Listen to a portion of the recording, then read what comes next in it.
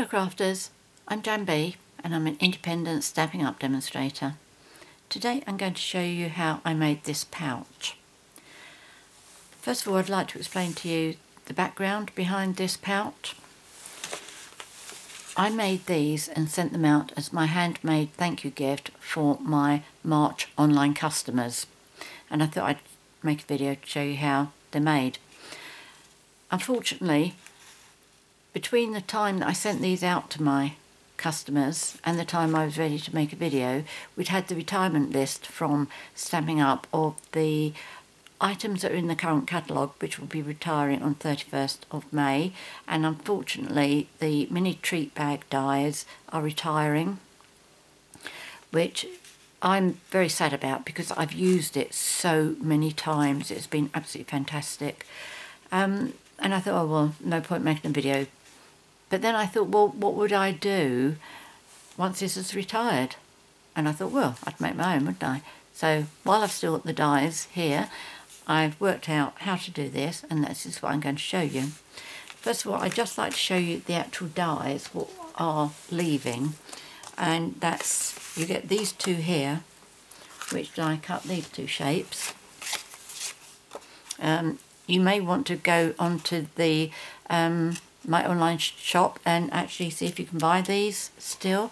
It is a great set, and as I say, I'm sorry that they're going, but you can die cut these two with that, those two pieces, and what happens is that adheres onto there like that, and then that bit folds up. It's scored along here, but not only do you get those two, but you get these as well.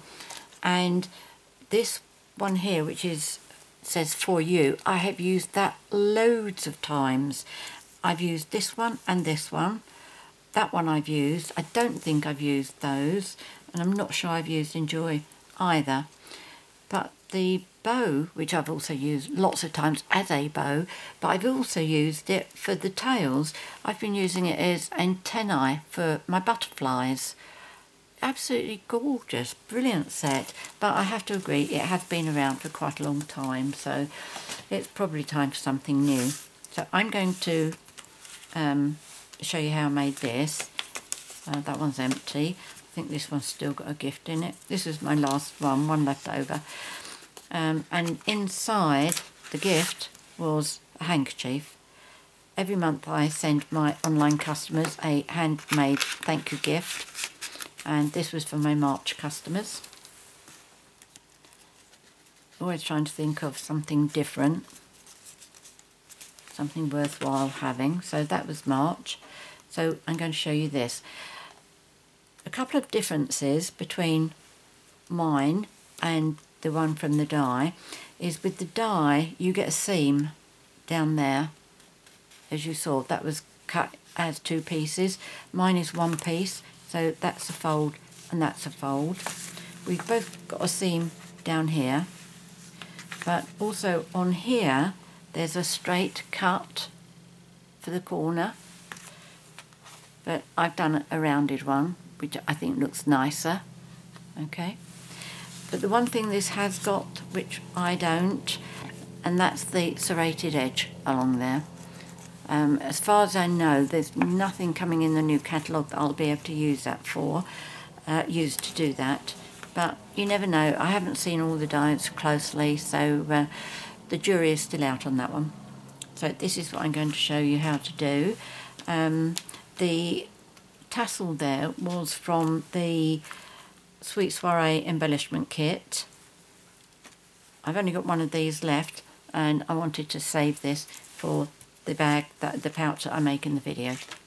So I'm going to make powder pink this time,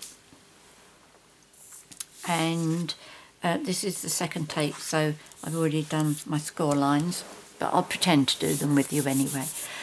So this measures 5 3/4 inches by 8 inches, which is 14.6 centimetres by 20.3 centimetres.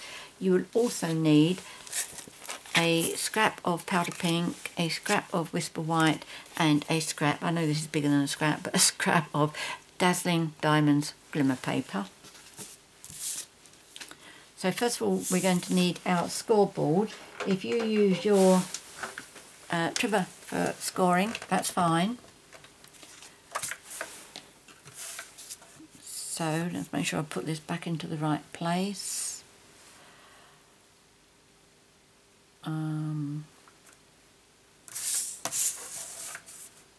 That's better. Right, okay. So you need to score here at 1 7/8 inches and 5 5/8 inches, which is 4.7 by 14.3 centimetres. Now when you're scoring with this, because this is paper, albeit a really nice quality paper, don't press too hard because your stylus will go straight through. So that's 1 7/8 inches and 5 5/8 inches. Now, if you have a directional pattern, which means there's a right way or wrong way, assuming that this is up the right way, for example, if you've got trees on here, you want to make sure that the branches are up this end and the trunk is down this end. Okay, so this is the base. So with the base down here, turn your cardstock 90 degrees and keep the base against here, and then you need to score at 1/2 inch, which is 1.2 centimetres. Okay, now I need to change over to my trimmer.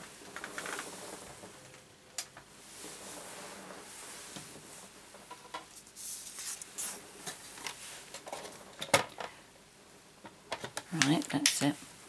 Now, what we need to do is on the side where there is no score line, okay, there's my 1/2 inch down there.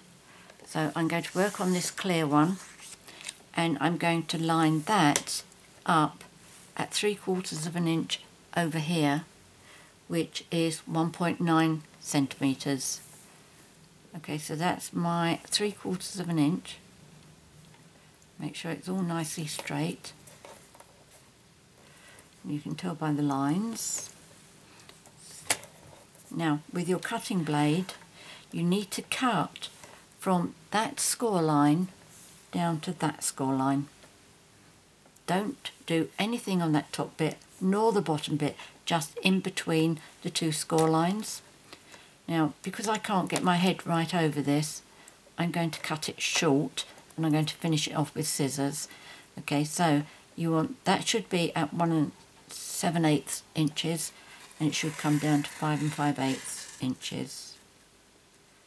But I'm not going to take a chance because I'm looking at an angle. You may also like to put very gentle score marks in the other two areas, because that is a bit that you are going to be folding over up at the top there, and it will help you get a neater fold. So I'm just going to do that, just a gentle score, and I'm going to do it down this side as well.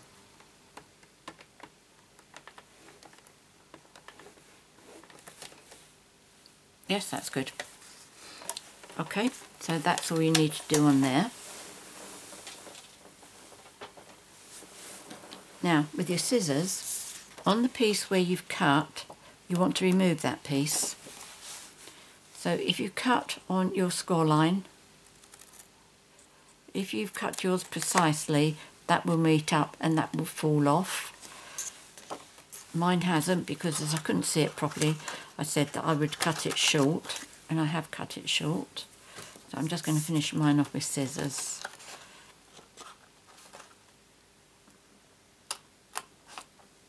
There we go. And again, cut this side down the score line. And again, I fell short, so I'm just going to finish mine off with scissors, and that will come away. Okay, by doing that with your trimmer, you get such a nice straight edge. Now, on this one, you've cut that centre piece out. On this one, you're going to cut the ends out. And when I cut these out, what I try and do is, I don't think I brought my paper piercer over with, in fact, is it here? Yes.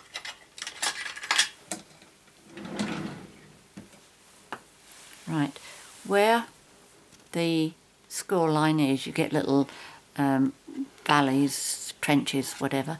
So what I do is I cut so that that valley and that valley come away with this piece. Okay, I actually cut them off. So if I cut up there,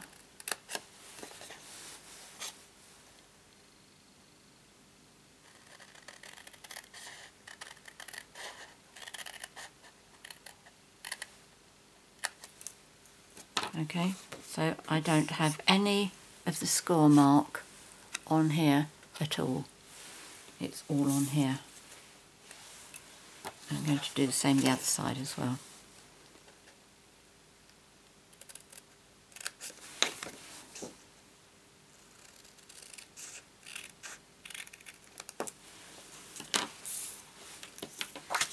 When I scored that earlier, I went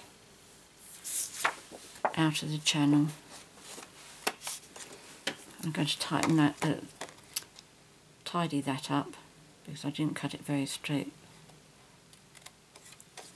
Oh, much better, lovely. Yes, that's good. Right, I'm going to fold on both of the side score lines.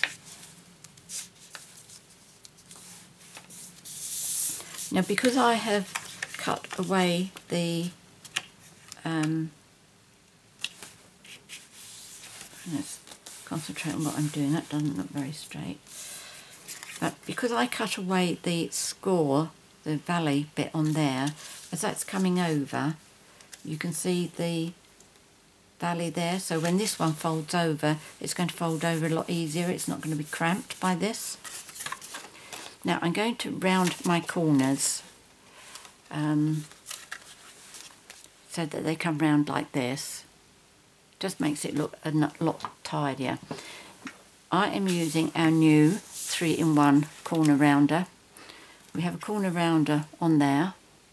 That decorates the corner, and that will punch a little hole. For example, if this was a tag, obviously a lot wider, you could punch a little hole in there so you could thread ribbon through it. And as you know, I've always been using this, which is the Project Life corner rounder. I've loved it, it's been brilliant. But now that I've started using this, I feel a tad disappointed with this one, and I'm going to show you why. Okay, now first of all, to do these corners, which are the inside corners here, they're not the outside ones, not these. So what you need to do is fold one piece in and then slide that in like that. You've got to make one piece of paper line up on that side and the other side line up on here. And when you're putting in two pieces of paper, do it so that the loose piece, like the top piece here, is on the top. I found that if I tried doing it like that, this appears to catch on the holes or whatever else is in there. But if I do it like that, it goes in nicely. Okay, so just make sure that's in nice and straight.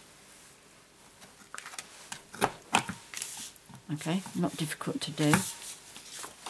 Open that one up, pop that one in, and do exactly the same.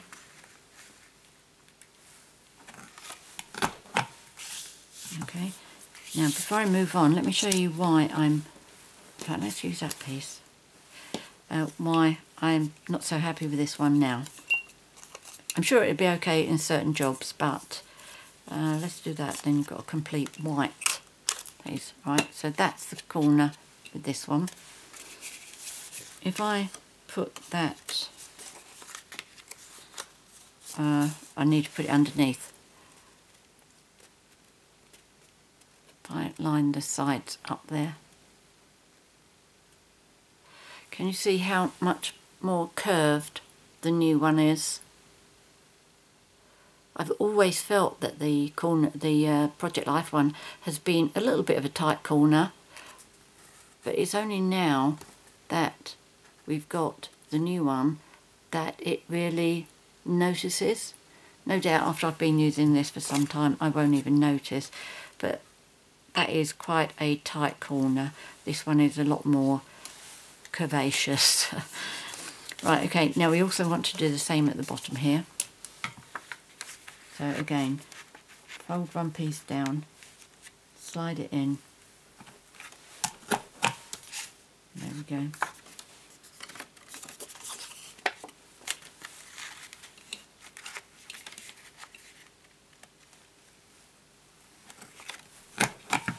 There we go. So that's all nicely done. So now what I want to do is I'm going to adhere this down. That really hasn't folded very well, has it?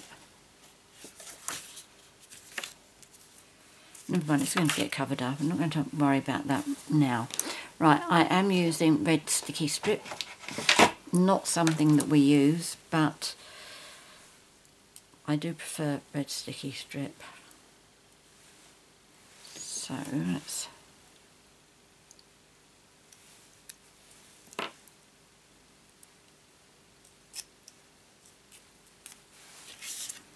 So I'm going to put on the inside, on the bottom flap, I'm going to put a piece. And I'm going to let that come over the edge a little bit because I want it right towards the end. This side's alright because I can cut that one at an angle. There we go. That one I would just snip off. If you don't want to snip it off, you can just, once you've taken the red backing off, you can just put it, curl it back onto it, so curl the sticky bit back onto itself. She says that she's fighting to get this little bit of tape off her fingers. That's better. And where else do I need? And I also want it on the inside of the narrower side. Okay, so that when that comes over, that is more or less in the middle. If you do it the other way round, it's quite a long way over to the side here. Does that show up on camera all right? In fact, if you do it like that, it looks as if the pattern's continuous, which must work the other way as well. Clever. So I'm putting my tape on the thinner side. Now, is that going to be long enough? Probably not.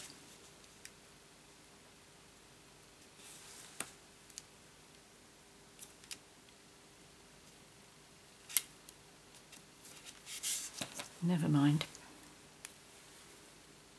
We have another one ready here.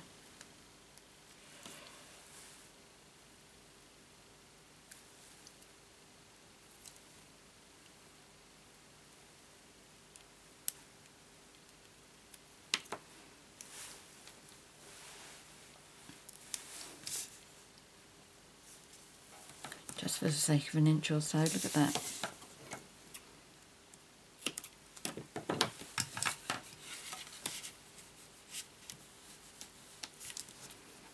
Okay, so just make sure that's stuck down nicely.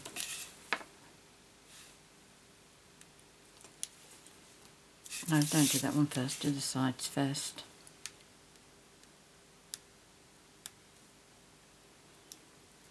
And if you want a good tip about this red sticky strip, which is very, very static, have yourself a little glass. Can you see this? There we go. And just pop it inside. It clings to glass. There's that one.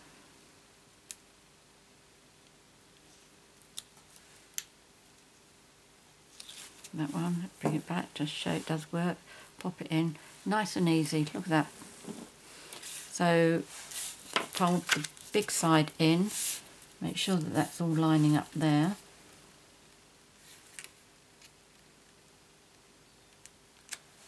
That's it.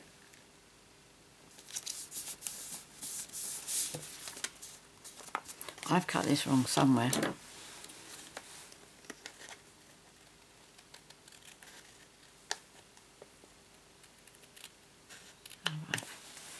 Take that out slowly.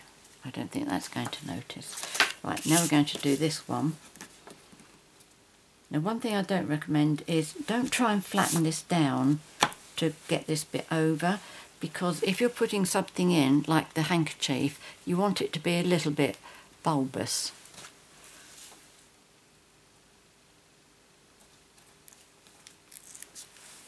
There we go, into the glass again. Do you see that one?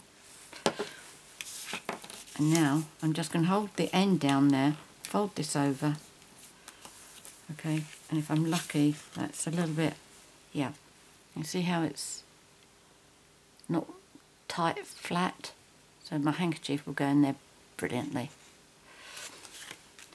So also that one, which has the score line at the back here, so that's going to come over really nicely, and then I will have that on there. And I just peg that on and make sure that the peg goes through the tassel. So then for my decoration, I am going to use the A Good Day stamp set, which is being carried forward, and it coordinates with the 1 1/8 and the 1 3/8 scallop punches. Right, so I need that one. I also need the 1 1/2 inch circle punch, and I need the 1 3/4 inch circle punch. So first of all, I'm going to do my stamping. I have that. I have my powder pink ink. I hope this is going to show up.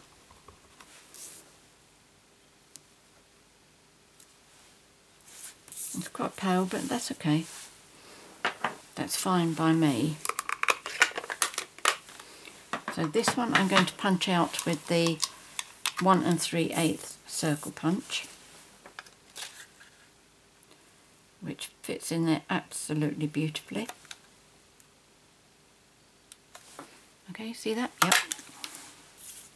So there's that. And the pink is going to be punched out with the 1 1/2 inch. There's that one.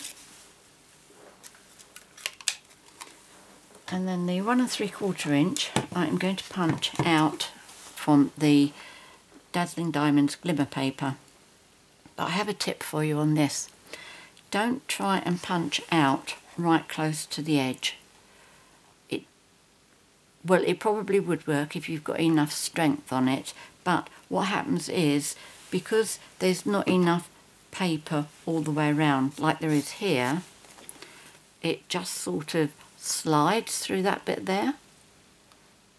It's cut very slightly on that bit, and it's cut on that side because it's got all of this round here, but it wouldn't do that side.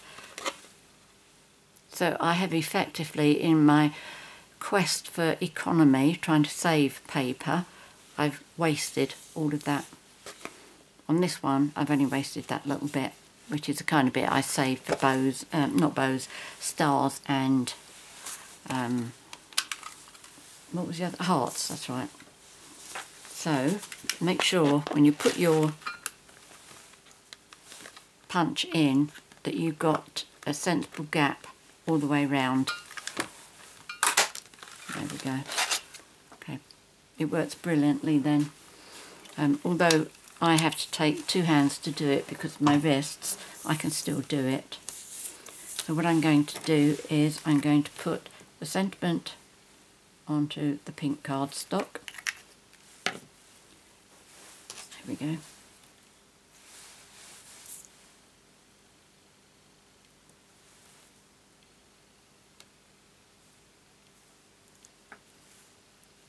Yep.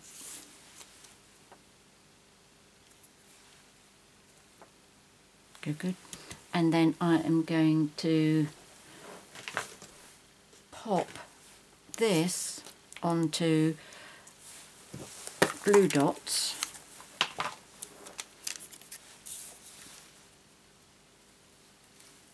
it's difficult to get things to adhere to this, but glue dots work brilliantly. You can use Tombow, but what I recommend if you do use Tombow is that you put the Tombow on and then put it underneath a weight and leave it for a while. But glue dots will work immediately. Okay, so that is adhered brilliantly. Was that off screen then? Don't think so. Hope not. I'll find out when I'm editing it. So the next thing I need to do is just to adhere this onto here, and I use dimensionals for that. I just have 3 large ones.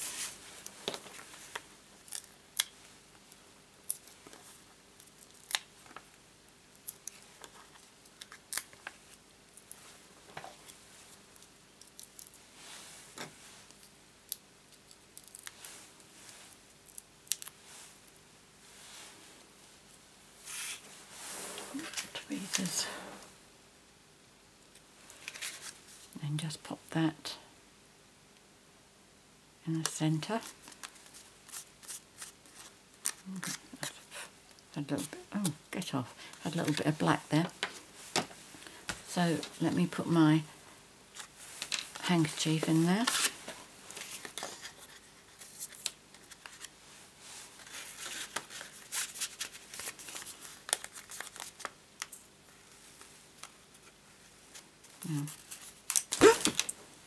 Crikey. I'll tell you, this is what you get for using non-Stampin' Up pegs. When I was crafting before joining Stampin' Up, I bought some pegs and they were forever breaking like that, and I said I'd never ever use them again. And Stampin' Up bought some out, and somebody sent me some as a little gift, and I thought, well, I've got them, I might as well use them. And Stampin' Up ones are brilliant, they just do not do that. But I've run out of them because I used so many for my customers and I haven't replaced them, that I thought I'd, just for the video, just use these ones. But that's why I shouldn't have done it. I should have used one of our paper clips instead, but there you go.